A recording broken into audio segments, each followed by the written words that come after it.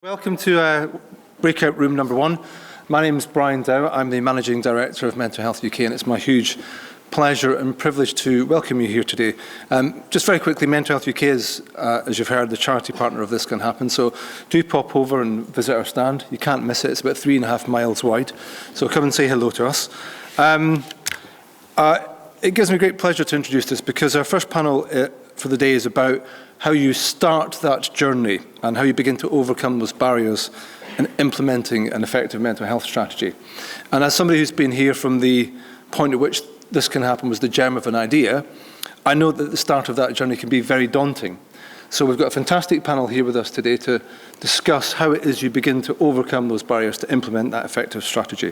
So would you please welcome Terry Streather from Oakwood Training, Andy Latham from Next, Susan Bright of Hogan Lovells, Nicola Forristal from Havas, and Matt Taylor from Jaguar Land Rover. And I'll hand you over to Terry. Awesome. Thank you very much. Can you all hear me okay? This is the first time we've spoken with a microphone. Is that okay, gents at the back? Outstanding. My name's Terry. Thank you very much for joining us. I could do what every other speaker no doubt will do this morning and say how wonderful and what an honor and what a privilege it is, but I think you'll be bored of hearing that. My plan is to do as little from me and as much from these guys as possible so that we can pick out the best bits of people who are actually in the trenches. So starting the journey is the name of this little session, but to set the scene, what I thought I'd do is just present you with some statistics that you perhaps haven't heard out there in the main hall. Firstly, 49% of all working days lost in 2016 and 17 was down to stress, anxiety, and depression. And that's according to the Health and Safety Executive. Now, those are pretty significant numbers. Among the main 3 reasons for that stress, anxiety, and depression are a lack of managerial support, that's pressure and workload, and dealing with aggressive or combative clients or subjects. Consistently, those 3 appear in the Health and Safety Executive findings in their research. So what are we doing about it, I suppose, is the question. Despite those facts, and the fact that CIPD say that mental ill health in particular, is the primary cause of long-term absence, very few organizations actually have a standalone policy or deal with well-being in a holistic way. Only 40% according to the CIPD. So just by way of show of hands, if I could ask you to raise your hands for me, please, if you are in your organization at the very start of the journey or in the early stages-ish, say within a year of implementing something. Just by show of hands. Oh, that's fantastic. Okay, so that gives us a bit of an idea. Brilliant. Okay, then. You're all in this room because you understand how important this subject is, but you perhaps don't know where to start or how to handle it. So my name's Terry Streather, as I've said. I'm from Oakwood Training, where we help organisations look after well-being and develop things such as charters, as well as face-to-face training. This morning's session is a great opportunity to hear from people who are actually in the trenches and are doing it. They may be a little bit further along in the journey, and what I hope you'll see is that there's no one-size-fits-all. So enough from me. There will be some questions at the end, all through this Slido type thing, which I think we've all had a go at in the main hall. So please do submit your questions as they come into your mind, and we'll have a look and go through those. So over to the panel. You know who they all are. I'm just going to fire in the first question for you to get us started. Nice, easy one. You're here on this panel because you were one of the main drivers, I suppose, behind the wellbeing initiative within your organisation. Why did you get started? Who wants to kick us off? It's open to all of you to jump in. Shall I start? Go for it, Andy. Within Next, we have sort of 2 parts of the business. We have obviously the retail side, and people forget that we've got a large warehousing and distribution element to the business as well. And we were actually doing quite a lot of work in the warehousing and distribution side of the business with regards to well-being, and also with regards to health and safety. But within Next, health and safety actually, for many, many years, has just meant safety. We'd completely and utterly forgotten the health in health and safety. And I think it was because 10 years ago, we'd had a fatal accident in the workplace. So we wanted to make sure that that never, ever happened again. And it had just completely gone off the radar. So it was very much about bringing the health back into health and safety. Fantastic. We also looked at well-being within the workplace, but it was so disparate. We had lots of little activities going on within the workplace, but there was no joined-upness whatsoever at all. And we were getting nothing from it other than we spent a lot of time getting free free services from organisations, but actually there was no strategy that sat behind it, and very quickly we realised that was a problem and not delivering what we wanted it to. Right, so putting the health back into health and safety was your key driver. Brilliant. Susan, I wonder if you could come in on that. So I'll go next. So my name's Susan Bright. I'm the managing partner of Hogan Lovells here in the UK. It's a law firm, about 1,400 people. I took on this role about 5 years ago, and it was really exciting suddenly to be in charge and to be able to make change. I was thinking about the things that I really wanted to do, and we had a really excellent safety net for when things went wrong, when people experienced mental health issues, had to have time out, come back. But I'd experienced a number of friends who'd suffered quite severely, including one friend who committed suicide. And I really wanted to know whether there was more we could do at the front end, preventative, to help people to catch things early. So I felt that was a hugely important thing to do. And so we sat down in the very early days in my new role and brainstormed what we were going to do about it. Fantastic, thank you. We seem to be going in order, so I'll go. Yeah, we'll go down the line for this one. So I work for a company called Havas. In the UK, there's about 2,000 employees.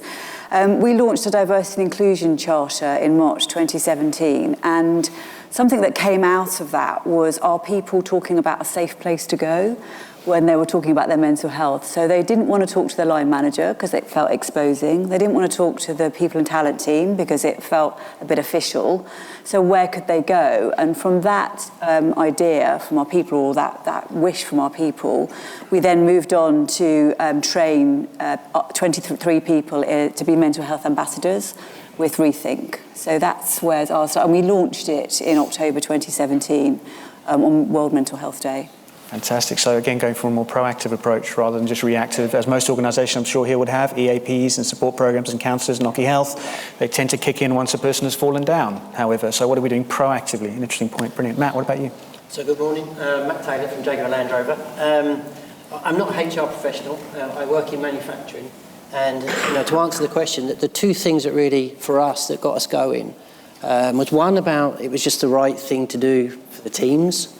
Jaguar Land Rover is a hugely growing, expansive company 2-3 years ago, and a huge amount of pressure, and we could see this pressure in the team. So there's one about doing right for the guys, and the second also that it just sort of made sense from a business perspective that we had our guys fit and working and functioning and doing the best they can and the best capability. And we launched the process in one area of Jaguar Land Rover, which was in the manufacturing sector. So we chose that as a pilot function to do it. But one is about getting the guys fit. We could see the pressure. We could see this impact. Manufacturing, stigma, loads of male guys in there. So it was a difficult environment to get it going. So that was our main driver to answer your... Yeah, fantastic. So, I mean, I know a bit about your personal background. I know that one of the first things you did was that you opened up about your own personal experience, and you did that through quite an interesting medium. Would you like to tell everybody about that? Yeah, we chose to launch the initiative after my own personal experience coming back to the workplace. I asked my functional director if we could do something a little bit more, what we could do, how we could contribute, how we could help the guys. And we chose these typical annual events where you get the whole of the function together. And we used a video, and it was quite a bit of a risk for my functional director because we weren't talking about this in the company so much. But we had a short 5-minute video where I spoke about what happened to me, the things that I went through, the things I went through to come back, how I've come to deal with the situation. And we just launched this video in this town hall. And it went out to a deathly silence, and it was a risk because we didn't really know how it was going to react.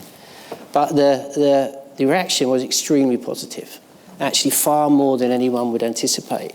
And we got a huge bow wave of response. And as a result of that bow wave response, glad you're talking about it, pleased you mentioned it, it's going on here, this happened to me, my friends, all that stuff. We then got people putting their hands up saying, I want to help, I want to take part of this. And then this gave me the horsepower to produce a little team, and that team then went out and started our initiatives. So my encouragement to perhaps many of you HR professionals is think about what's on the ground at the moment, ready to willing to get on with it, because that you don't have to produce a high amount of resource behind it. Your resource is there. If you can harness the willingness of your teams, they just fly with it.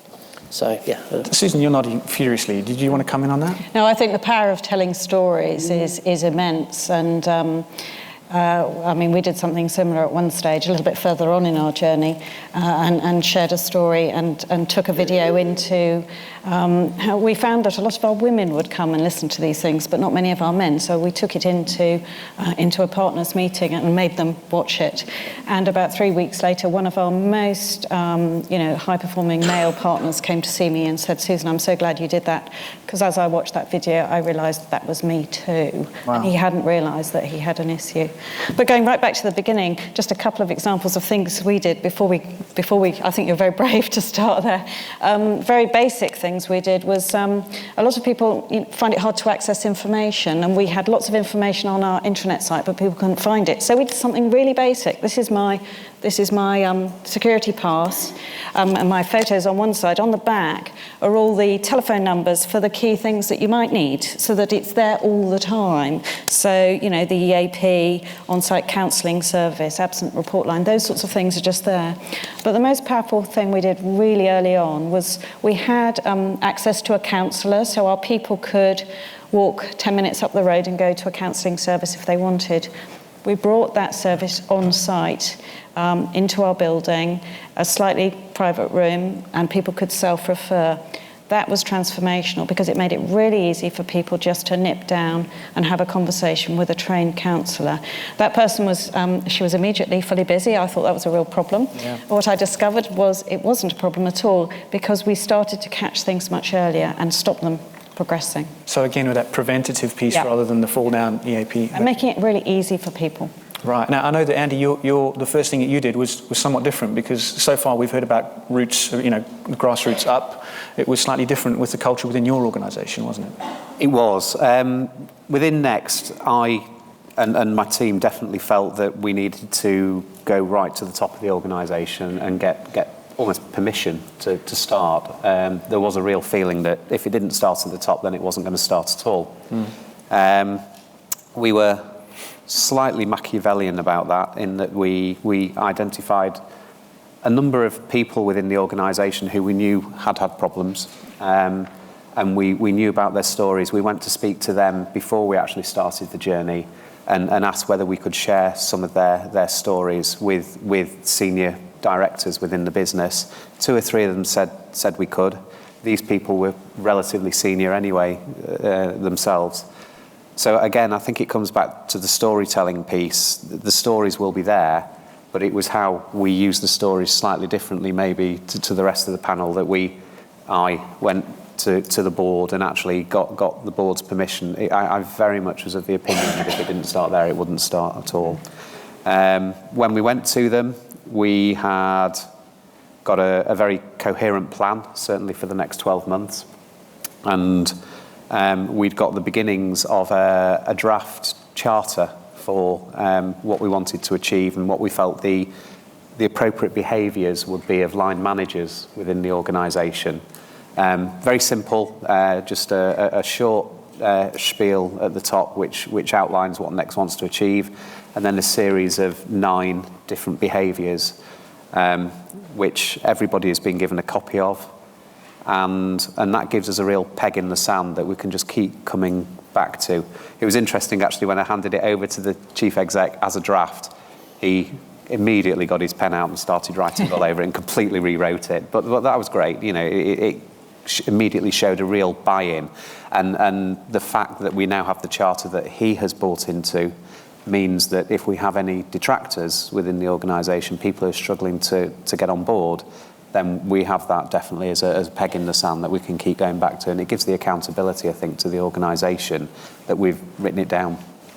Fantastic. That's perhaps a nice lead-in, I suppose, to my next question, which so far it's all been lovely and fluffy, hasn't it? And sometimes the world of well-being can be interpreted and seen in that way. I wondered about the objections.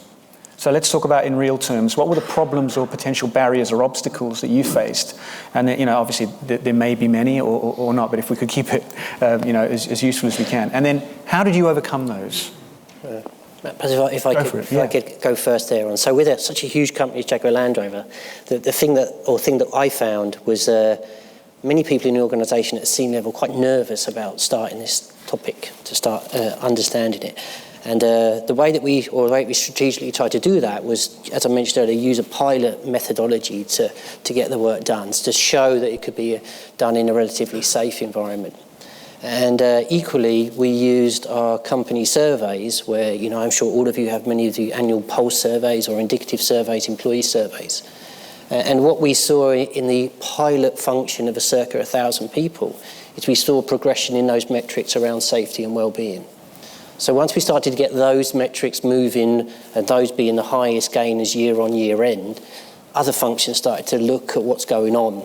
And then we used that as a ploy or a play to encourage them to take it on. So trying to sort of understand that they're reticent and that objection, but how could we find a route through for it? And in a company as large as JLR, we didn't, at this point in time when we were on our journey, have that top-down approach. We were trying to get it moving, trying to get in action.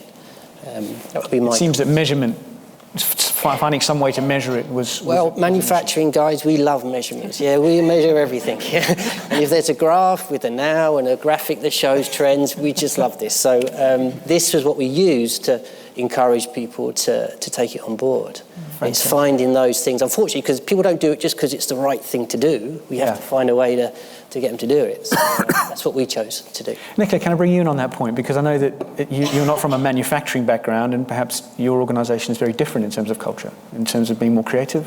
Yeah, so I report directly into Chris Hurst, who's the CEO and chairman for the UK, and he's totally on board. So I didn't have any objections from him, and then we spoke to the leadership team and they were totally on board. Well, nobody said any objections to my face anyway. I did have one CFO say to me, the thing is, Nicola, we just want to make money. So I just emailed him the McKinsey report about diversity and inclusion, and actually those companies actually make more money, and that kept him quiet. For me, it's not about objections, it's about time. So, we have, 3 of our mental health ambassadors are in the audience today, and they have their day jobs. Yeah? And on top of that, they're also being trained and given their time.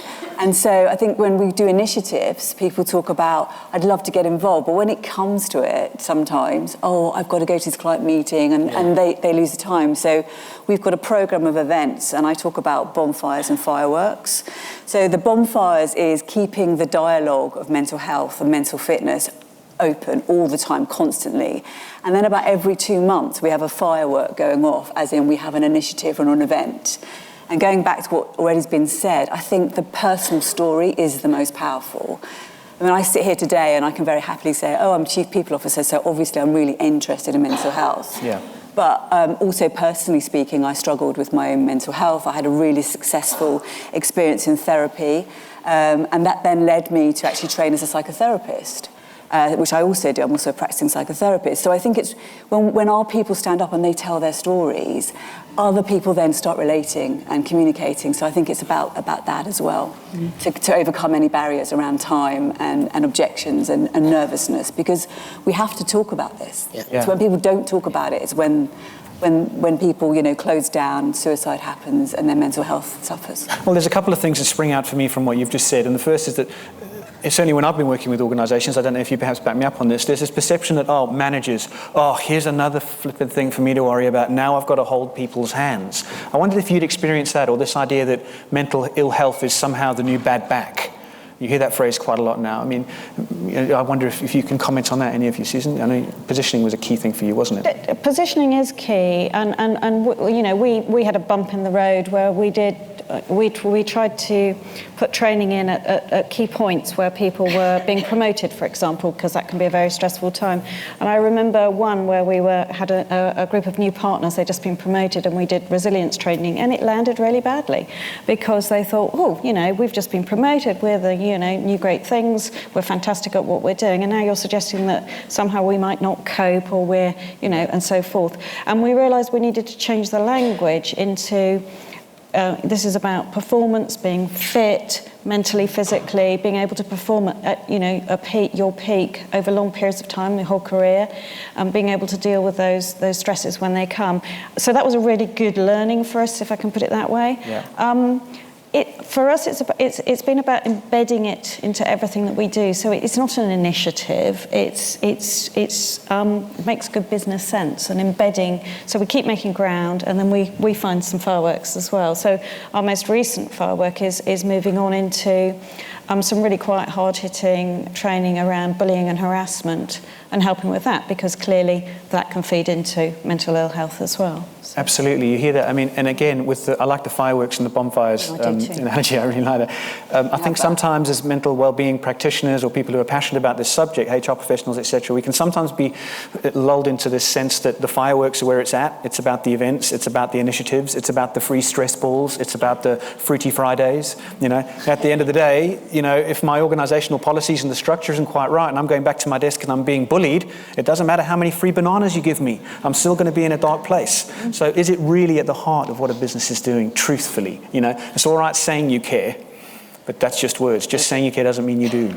Sorry, you made me think there, this bonfires is a great analogy, but the idea, I think you have to keep it going, because in my experience, people come and go to this in different phases as they develop in their careers, as they develop in their personal lives. This is something that you almost need a bonfire in the background for when people need it.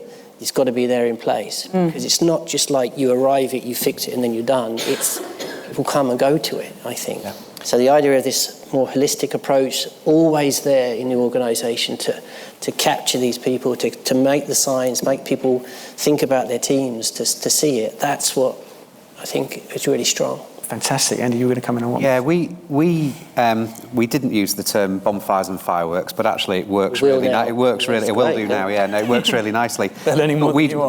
But we did have a similar thought. But what we did is we decided very early on that we needed something for the first year to get a degree of momentum going within the organisation and to keep that something going behind, which is the bonfire. So we could have very easily trained a lot of our people very quickly. We could have done it through e-learning. We could have actually even had bums on seats in an auditorium like this and given awareness training and actually sheep-dipped everybody very quickly. But we actually decided that we were going to do small groups of 20, and we would actually spin that out over an 8-month period, because what we wanted was people in the organisation for an 8-month period to be talking about it, and also to be talking about, well, when am I getting my training session? And we started right at the very top of the organisation. We actually trained all the board. We trained all the directors in the business. We then went down to the next tier of management and trained all them. Again, we purposefully chose, and I know people on the panel have taken a different approach, but we actually chose to train people within their level of management within the organisation, because we wanted people to be able to have very open and honest conversations, and clearly sometimes it might have been people's managers that could have been part of that problem. We have had those conversations. We've tended, going forward, we've had a number of sessions where people have got quite involved emotionally with the session, and we've had to stop the sessions temporarily. We've had people who have been relatively negative within the sessions and sort of looked at the organisation and gone, well, are you just trying to put a sticking plaster over what is a much bigger problem? And when people say that, we've always found one of two things. One, they themselves need a little bit of help, but they're not prepared to talk about it, and we've been able to help them. And the other is that we're really honest at this stage, going, do you know, that was then, this is now. And you know, if that is within your organisation, that you are making quite a step change and actually trying to change the culture of your organisation, there's no point trying to gloss over the fact that that's what you're trying to do. You've got to hold your hand up and go, look, guys, we've realised that was a problem, and we're in the process of changing. Stick with us, and we'll move it forward. And culture does change as well. Susan, I know that when we spoke on the phone, you were saying about how things are not becoming, they're not chronic anymore? No, that's right. So I was talking about our on-site counsellor, and I get themes fed back from her. And at the beginning, she was dealing with some really quite long-running individual chronic issues. And then after a while, she said to me, "That's all gone, and now I'm getting lots of everything's fresh, and it may only need one or two conversations, and then that person can move on." But it's about that open culture. I mean, it's got to a place where people talk openly about our on-site counsellors called Melissa. They talk openly about Melissa. And I've had people saying to me, Susan, you're having a really tough time at the moment. Do you think you should go and talk to Melissa? Now, I think that is a culture change. That's over sort of 5 years. It doesn't come instantly. But you can then move on to exciting things like collaborating with your clients or your suppliers. And recently, a number of law firms and banks signed up to something called the Mindful Charter. So it's an agreement amongst us all about being more thoughtful and taking the unnecessary stress out of how we deal with each other. So trying to avoid requiring people to do things over a weekend or whatever it might be. So there's a lot that could be done in that area, I think. Fantastic. Okay, then. I want to be mindful of the time. I realise that we've run over slightly in the previous session. I don't want to cut you guys off. So perhaps I could ask you, what would be the 2 key things that people out there in the audience could take back with them tomorrow morning and put into practice straight away that would make a difference, that would start the journey? From your own experience, can you give our audience a bit of advice? Again, for me, the 2 main things are I would encourage you to look within your teams and have the confidence there that when you reach out, you will get a bow wave back, and that the support is there. And that's the thing that we've observed, or I've observed in my function. And that would be the main one, I would say. Awesome. Thank you, Matt. I think for me it's about having a holistic approach, because it's mind and body, and I think that's where you can talk to people on different levels. So when you have a holistic approach and talk about mental fitness or mental well-being, I think more people are able to relate to that rather than mental health. Right. And I'd also say keep reassessing. We had a week's initiative in 2017 around World Mental Health Day. We launched our ambassadors, and I was like, yeah, great job done. And actually, it's never done. So that's where the constant dialogue is the bonfire, and then just keep refreshing, keep reassessing, and keep talking to your people about how things are going. Excellent. Thank you, Nicola. Susan, what about you? So one thing for yourself, if you haven't done it already, sign up to become a mental health first aider, I would suggest. You can do a 2-day course. It sounds quite a lot, but I did it a year ago. It has been incredibly helpful to me in my day, just in everything I do. So I'd really recommend it as a personal thing.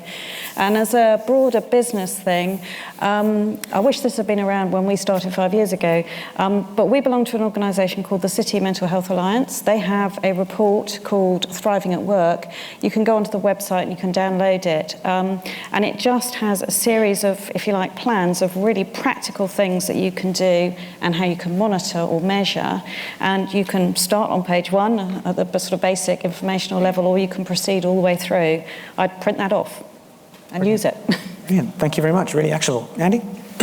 For me, the first one would be develop a workplace mental health charter. I think it's really important that an organisation writes down what they want to that's wrong. No, not what they want to achieve, but the behaviours that they want people to follow within the organisation, and then that gives a degree of accountability right across the organisation.